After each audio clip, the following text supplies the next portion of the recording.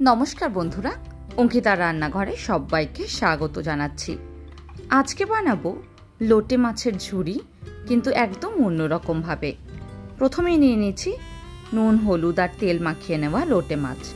তার মধ্যে দিয়ে দিলাম পেঁয়াজ কুচোনো, তার সঙ্গেই আদা, রসুন আর কাঁচা লঙ্কার একটা পেস্ট। তারপর দিয়ে দিচ্ছি নুন, হলুদ, লাল লঙ্কার গুঁড়ো আর তার সঙ্গেই দিয়ে দিচ্ছি বেশ কিছুটা সর্ষের তেল। এবার খুব ভালোভাবে হাতের সাহায্যে কিন্তু মাখিয়ে নেব। গ্যাসের ফ্লেমটাকে কিন্তু বন্ধ রেখেই খুব ভালোভাবে এই প্রসেসটা বানিয়ে নিতে হবে। এইভাবে রান্নাটা করলে কিন্তু সময় খুবই কম লাগে আর রান্নাটা কিন্তু খুব কম তেলেই হয়ে যায়। 2 থেকে 3 মিনিটের জন্য খুব ভালোভাবে মেখে নিয়ে গ্যাসের ফ্লেমটাকে অন করে দেব। আস্তে আস্তে করে দেখুন জল ছাড়তে শুরু করে দিচ্ছে। এই রান্নায় কিন্তু আলাদা করে কোনো রকমের জলের ব্যবহার হবে না। গ্যাসের ফ্লেমটাকে প্রথমে 5 মিনিট হাইতে রেখে জলটাকে কিন্তু বেরোতে দেব। তারপর একবার খুব ভালোভাবে নেড়ে নেব। মাছগুলো নরম হতে শুরু করলে দিয়ে দেব টমেটোগুলো। তারপর আবারও খুব ভালোভাবে একবার নেড়ে নেব। তারপর গ্যাসের ফ্লেমটাকে মিডিয়ামে করে খুব ভালোভাবে কিন্তু মাছটা ঝুড়ো হতে দেব। জলটাকে কিন্তু একেবারে শুকিয়ে নিতে হবে।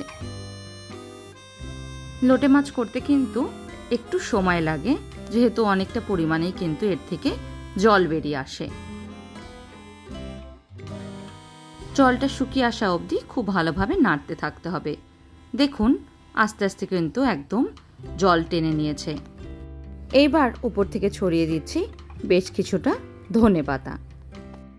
লোটে মাছ কিন্তু অনেকভাবেই করা যায়। এই প্রসেসে একবার করে দেখবেন, খেতে কিন্তু খুবই সুস্বাদু হয়। এখনো কিন্তু বেশ কিছুটা জল রয়ে গেছে। যেহেতু একদম ঝুড়ো বানাচ্ছি, তাই আস্তে আস্তে করে কিন্তু এইভাবে কড়াইয়ের গায়ে লাগিয়ে নিতে হবে। তার ফলে আস্তে আস্তে করে জলটাও কিন্তু টানতে থাকবে আর খুব সুন্দর ঝুড়ো হয়ে যাবে।